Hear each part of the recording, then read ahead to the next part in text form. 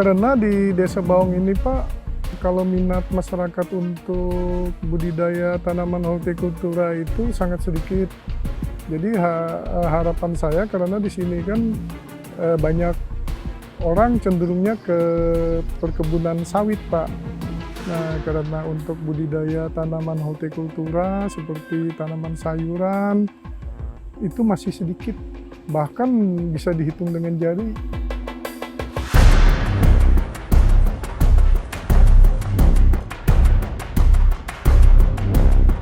Harapannya mari kita kembali untuk melestarikan hutan tersebut, karena itu sangat penting untuk kehidupan kita. Mudah-mudahan kita bisa mengembangkan supaya hutan itu bisa menjadi kekuatan ekonomi untuk masyarakat sekitar.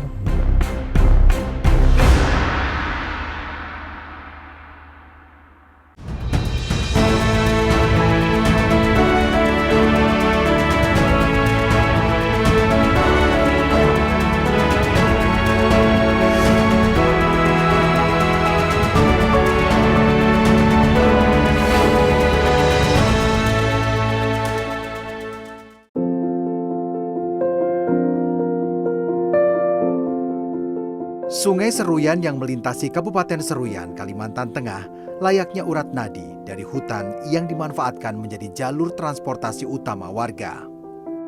Arusnya yang tenang dan badan sungainya yang lebar menjadi pilihan paling masuk akal bagi masyarakat yang ingin berkegiatan dari hulu ke hilir ataupun sebaliknya.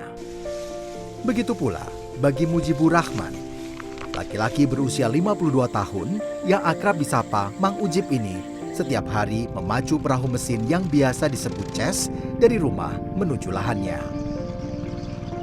Di Desa Baung, Kecamatan Seruyan Hilir, tempat Mujib tinggal, akses sungai lebih dipilih masyarakat daripada harus susah payah merintis jalan setapak ketika ingin pergi dari rumah ke tempat mereka bekerja. Sudah sejak 5 tahun terakhir, Mujib memanfaatkan lahan tidur miliknya yang tersembunyi di balik perkebunan sawit untuk bertani dan beternak. Tak hanya mengambil keuntungan untuk dirinya sendiri, Mujib juga mendirikan sekolah lapang hijau Bakung Permai sebagai wadah memberikan pengetahuan dan ilmu bagi warga desa tentang pertanian dan peternakan. Karena di Desa Baung ini Pak, kalau minat masyarakat untuk budidaya tanaman hortikultura itu sangat sedikit. Jadi harapan saya karena di sini kan banyak orang cenderungnya ke perkebunan sawit Pak. Nah, karena untuk budidaya tanaman hortikultura seperti tanaman sayuran itu masih sedikit, bahkan bisa dihitung dengan jari. Ketertarikan Mujib kepada pertanian dan peternakan bermula saat ia ingin mengubah pola pikir warga desa tentang bertahan hidup. Sejak tahun 1980-an, warga Desa Baung terbiasa menggantungkan hidup dengan mengekstraksi hutan. Mereka menganggap hutan sebagai sumber mata pencaharian utama. Namun, ketidaktahuan menuntun mereka pada tindakan merusak alam. Hal serupa juga pernah dilakukan Mujib yang sempat merambah hutan, menebangi pohon, dan melakukan illegal logging. Kalau dulu itu Pak, kita memang didukung oleh situasi lah, kondisinya memang semua orang, hampir 90% itu pekerja itu Pak. Nah jadi kemarin itu karena ketidaktahuan kami itu seakan-akan itu legal aja. Gitu. Nah, tapi setelah berjalan waktu, saya melihat ini memang tidak bisa dilanjutkan karena itu akan merusak ekosistem. Jadi kami berusaha berubah pekerjaan dengan berkebun. Sadar akan tindakan illegal logging yang bisa merusak alam dan menimbulkan bencana, Mujib kemudian mencari alternatif penghidupan. Alih-alih membuka hutan dan menanam sawit seperti banyak orang di Seruyan, Mujib memilih untuk mengolah lahan dengan membudidayakan berbagai tanaman hortikultura seperti cabai, gambas, timun, dan terong. Permasalahannya kita di sini Pak, kalau untuk tanaman hortikultura yang saya bilang tadi, peminatnya kan sangat sedikit. Dan saya lihat potensinya itu, maksudnya potensi hasilnya itu bisa melebihi dari kebun sawit. Kenapa? Seperti kita nanam cabai aja, itu bisa kita per 3 bulan, itu kita sudah bisa mulai panen. Kalau sawit kan dari awal pembibitan tanam itu, dari tanam aja itu 4 tahunan baru kita mendatangkan hasil. Mujib menilai, selain lebih menguntungkan, bertani tanaman hortikultura dan beternak ayam, sapi, serta ikan jauh lebih aman bagi lingkungan dibandingkan berkebun sawit. Pasalnya, bertani hortikultura dan beternak tak perlu membuka lahan seluas perkebunan sawit. Saya ada beberapa varietas seperti cabai itu ada 2 macam jenis cabai, tapi jenisnya cabai rawit, tapi maksudnya itu varietasnya. Ada yang 212 ori, ada yang 76 F1. Itu kalau untuk produksinya lumayan besar apa lumayan banyak gitu. Jadi perhitungan dalam satu pohon itu kurang lebih 0,5 sampai 0,7 kg. Termasuk budidaya ikan sama ayam itu per tahunnya itu Pak bisa sampai 60-70 juta per tahunnya. Itu maksudnya labanya. Nah, karena tanaman hortikultura itu Pak bisa sampai 100% kalau untuk wilayah sini keuntungannya. Data dari Kementerian Lingkungan Hidup dan Kehutanan atau KLHK pada 2021 menunjukkan kegiatan usaha ilegal dalam kawasan hutan di Kabupaten Seruyan menjadi yang terparah kedua se-Kalimantan Tengah setelah Kabupaten Kota Waringin Timur. KLHK memperkirakan setidaknya ada 129.000 hektar hutan yang dirusak untuk kegiatan ilegal seperti perkebunan sawit, pertambangan, atau kegiatan lainnya. Pelakunya adalah korporasi, kelompok masyarakat, ataupun perorangan. Menurut Rimba Raya Conservation, jika tak dicegah, kegiatan ilegal yang merusak hutan di Seruyan ini mengancam Taman Nasional Tanjung Puting, rumah bagi primata endemik Indonesia, orang utan, dan keanekaragaman hayati lainnya. Pasalnya, 40,6% wilayah Taman Nasional Tanjung Puting berada di Kabupaten Seruyan. Jadi untuk data tentang pengurangan tutupan lahan hutan, kalau dari Rimba Raya kita melihat baseline, itu sekitar, kalau semuanya di rata-rata itu hampir 600 hingga 1.000 hektar per tahun, jika tidak ada kegiatan untuk menjaga kawasan hutan ini gitu. Pada dasarnya sebenarnya masyarakat secara arif dahulunya dalam mengelola lahannya itu sudah sangat bijak sebenarnya. Tapi kita pengen mengembalikan lagi seperti itu, Mas. Jadi memang tren ya, apalagi ada komunitas seperti keperkebunan kelapa sawit, sehingga menjadi ancaman tersendiri untuk kawasan-kawasan yang berstatus kawasan hutan. Kalau sawit umpamanya dikembangkan di lokasi-lokasi yang memang diperuntukkan untuk sawit, itu tidak masalah seperti itu. Selain mengancam flora serta fauna, ekstraksi hutan secara ilegal dan tak bertanggung jawab juga mengancam masyarakat yang tinggal di Seruyan. Bencana alam seperti banjir dan kepungan asap akibat pembakaran hutan mengintai kehidupan masyarakat di sana. Seperti banjir hebat yang pernah terjadi pada tahun 2020 dan 2021. Kita pernah juga mengalami bencana katakanlah banjir yang cukup lama, hampir 10 harian. Ini benar-benar membawa dampak bagi masyarakat kami. Kalau masyarakat kami ini sebenarnya sudah berteman sama banjir, artinya kalau banjir itu cuma sehari dua, itu nggak jadi masalah. Tetapi begitu lebih daripada 1 minggu, akan menjadi masalah. Yang pasti Pak, kita untuk kayak banjir itu kalau dulu sebelum hutan kita masih bagus, itu untuk siklus banjir itu bisa kita prediksi Pak, dan banjirnya itu tidak begitu ekstrim.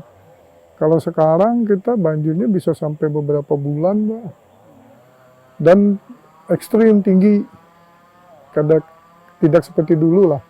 Kemarin itu kalau untuk kita yang di dataran agak rendah itu bisa sampai 1,5 meter Pak, bahkan kalau di seberang sana rumah-rumah ada yang tenggelam. dulunya kalau di sini Pak, kalau nanam lombok, nanam cabai itu kadang-kadang tumbuhnya rumput. Kalau sekarang alhamdulillah bisa panen. Nah, karena apa? Karena kita sambil belajar, oh seperti ini kita cara pengolahan tanahnya. Memang harus sabar Pak kalau untuk menjadi petani, apalagi kita mau berubah ke organik.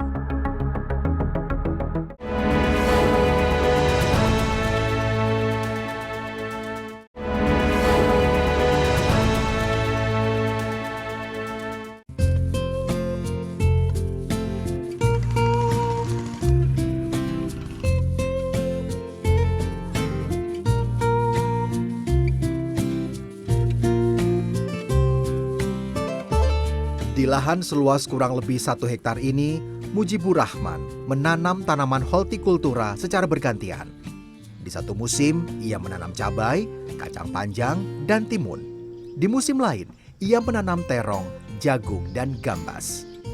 Mujib mengelola lahan yang juga dijadikan sekolah pertanian bersama anggota Sekolah Lapang Hijau, Bakung Permai. Sekolah lapang ini bisa dikunjungi siapa saja yang ingin belajar proses pertanian dan peternakan. Karena sekolah lapang itu memang kami dulu itu ikut pelatihan di sekolah lapang, jadi di sini kami terapkan metode seperti itu juga. Kadang-kadang dari anak-anak sekolah dari tingkat bahkan sampai TK, sampai SMA kemarin bisa berkunjung ke sini untuk sama-sama belajar. Karena konsep sekolah lapang itu kan kita sama-sama belajar, Pak. Selain mengelola lahannya sendiri sebagai sekolah lapang, Mujib juga menjadi fasilitator pertanian di beberapa desa di Kecamatan Seruyan Hilir. Ia membentuk dan mengajarkan teknik-teknik pertanian kepada kelompok petani di desa lain seperti Desa Telaga Pulang dan Jahitan. Saat ini, setidaknya ada 5 kelompok tani yang ia fasilitasi.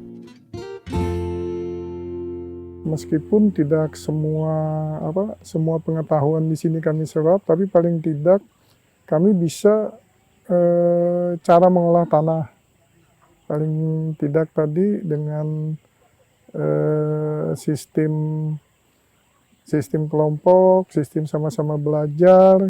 Yang dulunya kalau di sini Pak, kalau nanam lombok, nanam cabai itu kadang-kadang tumbuhnya rumput. Kalau sekarang alhamdulillah bisa panen.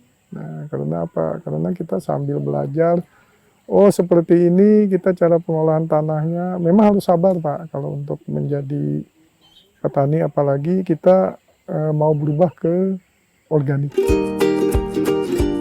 Pertanian hortikultura menjadi potensi yang belum tergali secara maksimal di Kabupaten Seruyan, khususnya Seruyan bagian tengah. Selama ini, masyarakat hanya bertani padi lokal di bagian hilir. Suka tidak suka harus ada keberlanjutan mereka untuk menjamin eksistensi mereka. Maka tidak ada pilihan lain kecuali kembali ke mengelola alam yang ada, lahan yang ada. Kita punya lahan yang cukup luas, Kabupaten Seruyan cukup luas lahannya, 16.004 km persegi, cukup luas. Nah, tetapi masih dalam kawasan hutan. Sepanjang tidak merusak hutan, kami tidak mempersilahkan kepada masyarakat petani untuk memberdayakan lahan yang ada. Menurut Mujib, lahan pertanian di Seruyan berbeda dengan lahan pertanian di Pulau Jawa. Karena bertipe gambut, lahan pertanian di Seruyan membutuhkan perawatan dan perlakuan khusus sebelum ditanami tanaman hortikultura. Setidaknya butuh 1 hingga 2 tahun untuk menggemburkan tanah dengan memberikannya pupuk organik secara berkala. Selain belajar secara otodidak, ilmu intensifikasi pertanian yang Mujib dapatkan berasal dari pakar-pakar pertanian yang didatangkan khusus oleh Rimba Raya Conservation ke Desa Baung. Jadi sebenarnya sekolah lapang ini tujuannya itu kita memahami bahwa petani sebenarnya sudah punya pengalaman. Nah, dari pengalaman-pengalaman itu melalui sekolah lapangan kita coba menata mereka. Jadi kalau dalam sekolah lapangan itu sebenarnya ada 2 hal prinsip yang kita harapkan dalam proses ini ya. Jadi petani secara teknis ditingkatkan kemampuan teknis dalam pertanian tanaman atau juga peternakan. dan perikanan. Sebenarnya lahan-lahan yang sudah ada itu mereka bisa intensif supaya tidak ada keinginan untuk membuka lebih luas. Karena untuk membuka lebih luas sebenarnya itu mereka perlu tenaga dan biaya yang cukup tinggi, sementara yang sudah ada itu belum intensif. Lahan sekolah lapang hijau Bakung Permai juga dijadikan integrated farming atau pertanian terintegrasi. Mujib dan rekan-rekannya membudidayakan ikan, beternak sapi, ayam kampung, dan ayam petelur di tengah lahan pertanian. Salah satunya adalah budidaya ikan nila menggunakan sistem bioflocs. Selain mendapat keuntungan dari memanen ikan, air limbah budidaya ikan nila ini bagus dijadikan pupuk cair bagi tanaman karena banyak mengandung unsur nitrogen yang penting untuk pertumbuhan akar, batang, dan daun. Pak Mujib, ini cara kerja atau sistem dari budidaya ikan menggunakan biofloc itu caranya seperti apa sih Pak sebenarnya? Begini Pak, kalau sistem biofloc ini kan kita harus menggunakan biobakteri. Jadi biobakteri itu kita aplikasikan, itu ada beberapa bahan tambahan untuk menghidupkan biobakteri tersebut. Salah satunya itu adalah molase. Oke. Nah, kalau dibandingkan dengan sistem budidaya ikan yang konvensional, yang biasa, itu keuntungannya apa ketika menggunakan biofloc ini, Pak? Kalau sistem biofloc kita keuntungannya dari pakan, Pak, dengan tingkat mortalitasnya. Jadi kalau dari pakan kita itu bisa menekan, kalau untuk konvensional itu biasanya FCR kita itu di antara 1,2 sampai 1,6. Ya. Artinya 1,2 kilo pakan atau sampai 1,6 itu dapat 1 kilo daging. Ya. Kalau sistem biofloc bisa kita tekan menjadi 1:1. Oh, cukup signifikan ya, Pak? Ya? 1 kilo pakan, 1 kilo daging. Mujib menerapkan dan mengajarkan sistem pertanian organik kepada anggota Sekolah Lapang Hijau Bakung Permai. Ia memanfaatkan kotoran sapi dan ayam sebagai pupuk organik untuk mensubstitusi pupuk kimia. Sebelum diaplikasikan pada tanah, kotoran hewan terlebih dahulu harus difermentasi bersama rumput. Proses fermentasi dibantu dengan bakteria M4 yang diaktifasi menggunakan molase atau kecap tebu. 1 liter bakteri M4 dan 1 liter molase yang dicampur dengan 40 liter air ini cukup untuk membuat 1 ton pupuk organik. Racikan pupuk organik harus didiamkan selama 15 hingga 30 hari sebelum diaplikasikan pada tanah. Memang kalau di sini Pak, kalau untuk pupuk kimia itu sangat mahal. Jadi mereka banyak ke zaman dulu lah. Kalau zaman dulu kan memang dari kotoran hewan, dari macam-macam lah. Dari pembusukan kayu kan. Nah, makanya kalau dulu kan, kalau orang-orang tua kami itu kan ada sistem ladang berpindah itu kan dulu. Nah, karena ladang berpindah itu sebenarnya mereka melihat bentuk lahannya yang subur.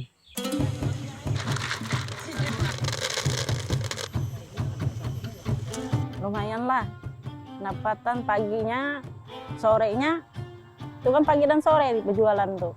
Jual ikan, sayur, lombok, itu kan macam-macam, ada kacang, kerwila, terong, pare. Nah, dalam sehari itu bisa 500.000. Lumayan lah keuntungannya tuh bisa 200.000 sehari.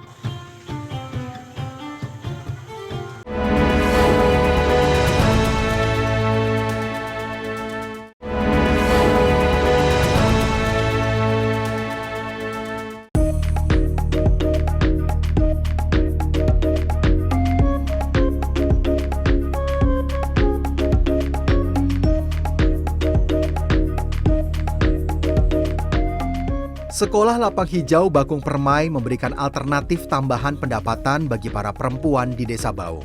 Ibu-ibu yang selama ini hanya menganggur di rumah sembari menunggu suami pulang dari kebun sawit, kini bisa belajar proses pertanian dan peternakan. Hasil dari bertani di lahan sekolah lapang ini juga menambah pemasukan bagi mereka. Kaum ibu ini kan Pak banyak waktu. Jadi banyak waktu, di samping kita bisa ngajak mereka untuk menjadi penghasilan tambahan agar bisa untuk memenuhi ya kebutuhan dapur lah, untuk mengurangi beban ekonomi keluarga. Harapannya mereka di sini bisa menerapkan di lahan-lahan pribadi, karena di sini kan bentuknya kan tempat kita sama-sama belajar.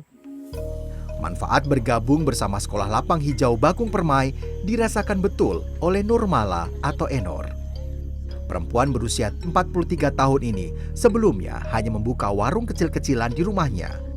Namun, ketika diajarkan mengolah lahan oleh Mujib, Enor mengaku pendapatannya bisa berkali-kali lipat dibandingkan saat membuka warung. Lumayan lah, pendapatan paginya, sorenya, itu kan pagi dan sore berjualan tuh.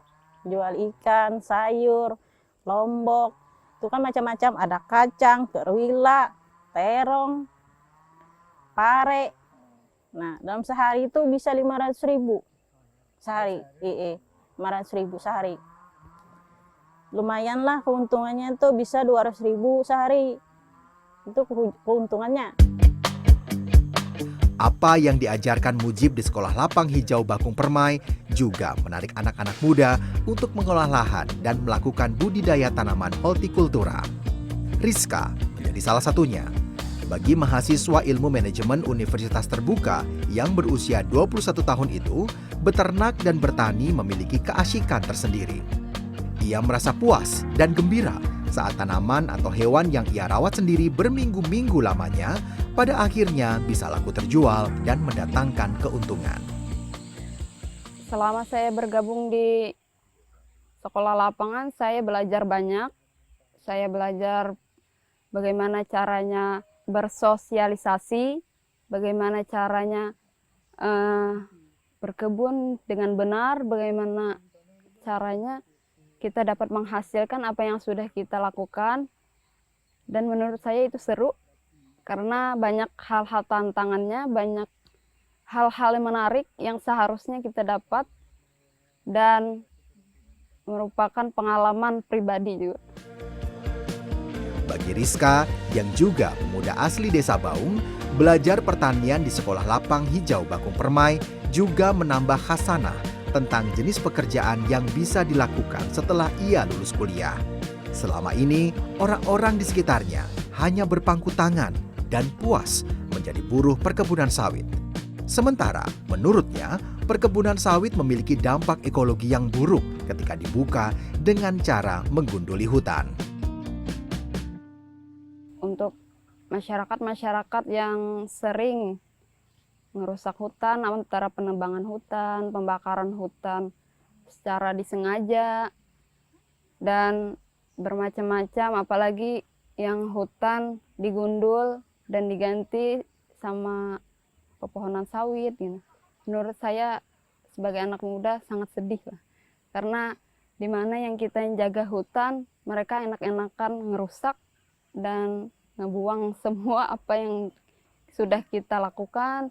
Dari bersusah payah kita bertanam sampai besar, mereka cabut terus diganti sama sawit. Apa yang dilakukan Mujib dapat menginspirasi anak-anak muda dan warga desa lainnya untuk mengolah lahan dengan arif dan bijaksana. Memberikan pilihan atau alternatif pekerjaan lain selain mengekstraksi hutan secara ugal-ugalan. Itu yang sebenarnya kita harapkan, karena multiplayer efek daripada kegiatan Pemujib itu saya harapkan bisa menjangkiti masyarakat lain. Karena kegiatan, katakanlah penebangan hutan itu sekarang agak susah, dan akibatnya tentunya sangat fatal sekali bagi masyarakat kalau terjadi sesuatu, katakanlah bencana alam dan lain sebagainya.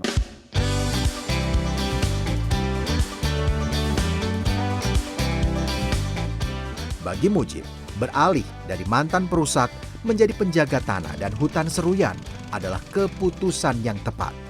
Selain bisa mendapat keuntungan dan mandiri pangan, ia juga bisa mewariskan hijaunya hutan untuk dinikmati anak cucu kita di masa yang akan datang.